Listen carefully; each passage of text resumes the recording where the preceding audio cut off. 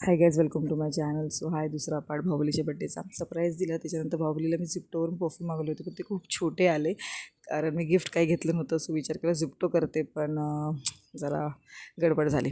त्यानंतर आम्ही गेलो मेळा बघायला. शुभूला यायला खूप लेट होतं, सो केक कट करायला टाईम होता. सो डिसाईड केलं तोपर्यंत मेळा बघून येऊया, चेरी पण एन्जॉय करेल. आणि आम्ही इथे नेहमी पापड घेतो, खूप टेस्टी असतात. आणि तिथे पापड वगैरे घेतले. त्यानंतर चेरी बसला झोक्यामध्ये. त्याला जिथं जिथं बसायचं तिथं तिथे बसला. आणि आम्हाला एका राईडमध्ये बसायचं होतं, खरं चेरी नाही बोलला म्हणून आम्ही बसलोच नाही. त्यानंतर तो एका कारमध्ये बसला. त्यानंतर प्लेन, एरोप्लेन और हेलिकॉप्टर आहे माहीत नाही काय, ह्याच्यामध्ये पण बसला, पण इथे जरा घाबरला.